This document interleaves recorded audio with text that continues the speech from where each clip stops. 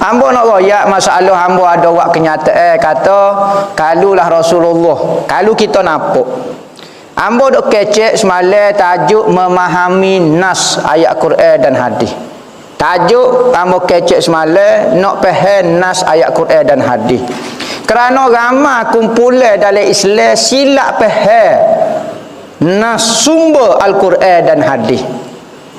Maka kita kena faham nas Al-Quran dan hadis menurut ulama, bukan menurut nas tu sendiri. Nas tu kadang-kadang kita faham lagu ni, apa ulama syarah maksud lagu ni. Ayat Quran kata huwal awwal wal akhir, Tuhan awal Tuhan akhir. Mana kalau ulama syarah Tuhan tidak ada awal dan tidak ada akhir. Allah bercanggah dengan Tuhan pula ulama syarah. Ayat Quran kata kok kanan, Tuhan ada awal ada akhir. Apa ulama mari syarah Tuhan tak ada awal tak ada akhir? Kiri pula. Kita nak pegang hak kita faham ke hak ulama faham? Maka timbul istilah orang-orang sebut, ulama-ulama kata kalau hamba tengok Rasulullah ke kanan, guru hamba ke kiri, hamba ikut guru hamba lagi. Hari ni orang dok komen, kalau Nabi ikut kanan, tok guru ikut kiri, saya nak ikut tok guru.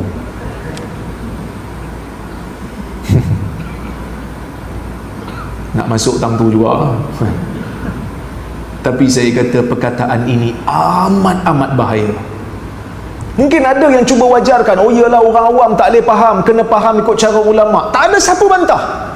Kita mesti faham dalil, mesti ikut tafsiran yang dilakukan oleh para ulama. Betul, kita tak pernah bantah. Tuan-tuan, pernah datang kuliah di sini, ada ustaz buat mazhab baru, ada? Tak ada. Tetapi kita kena tahu, kewajipan yang Allah Ta'ala bagi kat kita, ikut Nabi. Qul in kuntum tuhibbunallah fattabi'uni yuhibbukumullah. Katakan, wahai Muhammad, kalau kamu semua cinta pada Allah, ikut aku, yakni ikut Muhammad, yuhibbukumullah, Allah Ta'ala akan cinta pada kamu. Kita ikut ulama selagi mana dia ikut Nabi sallallahu alaihi wasallam. Dah kalau ada ulama yang ikut kiri, Nabi ikut kanan, ustaz, kena tanyalah ulama tu kenapa belah kiri, bukan ikut saja.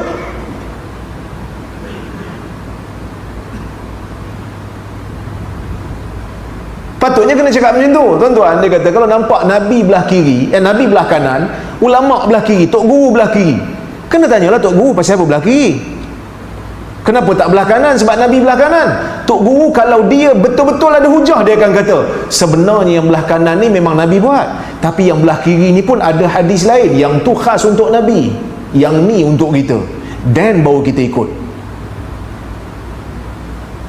Sebab tu dalam hadis ada satu bab, kita kena pegang riwayat perawi, bukan amalan perawi.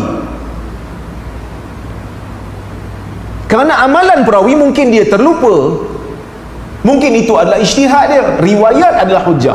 Jadi tuan-tuan dan puan-puan rahmati Allah sekalian, kita nak ajak orang sayang pada Nabi SAW, bukan hanya sekadar sayang batang tubuh Nabi, tetapi sayang batang tubuh Nabi pun ya, sayang ajaran Nabi pun ya, sayang sunnah Nabi pun ya.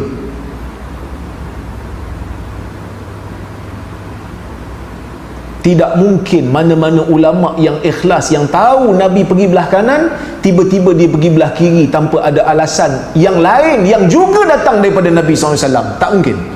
Melainkan dia lupa, ataupun dia nyanyuk, ataupun dia ulama jahat. Kenapa? Ulama ni maksum ke tidak?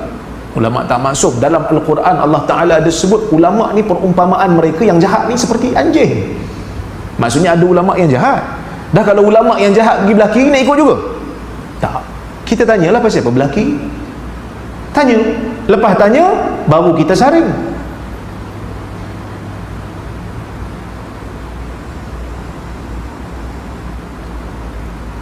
Ini yang menjadi masalah.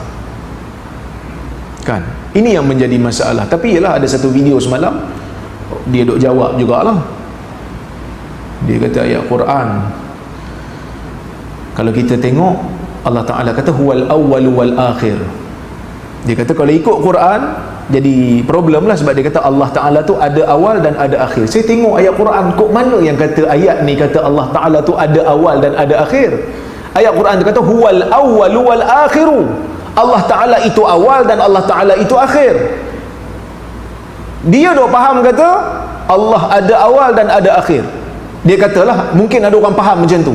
Pelik lah kalau ada orang faham macam tu, kerana Quran tak cakap macam tu. Pertama dah lah ayat Quran itu disalah faham. Lepas tu dia kata kalau ikut macam tu jadi masalah. So ulama kata tak ada, Allah Ta'ala tak ada awal dan tak ada akhir. So kita nak ikut siapa? Seolah-olah macam dia nak kata Al-Quran mengatakan Allah ada awal dan ada akhir. Kan ni bahaya. Allah tak kata macam Allah Ta'ala kata Allah itu awal dan akhir.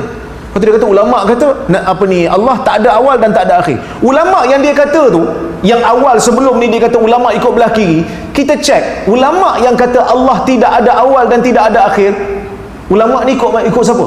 Ulama ni pun ikut Nabi. Tuan-tuan tengok dalam Sahih Muslim, Nabi SAW tafsir huwal awwalu alladhi laisa qablahu syai'. Allah Ta'ala itu yang awal, yang tidak ada sebelumnya sesuatu. Wal akhir wa laisa alladhi laisa ba'dahu syai'. Allah Ta'ala itu yang akhir, yang mana tidak ada selepas Allah itu sesuatu. Itu maksudnya ulama yang buat kaedah tu pun ikut Nabi juga, bukan ikut kiri, ikut kanan juga. Dia nak buat hujah, konon dia respon. Yang pengikut dia dok kata, oh, yang penting respon, jawab dah. Lepas tu, ni Wahabi tak faham, saya pun faham. Hang faham kok mana? Saya faham juga, tapi faham dia bagi hujah untuk ketuk kepala dia balik. Asal responnya jawab. Wahabi bukan faham, Wahabi gagal faham. Dah.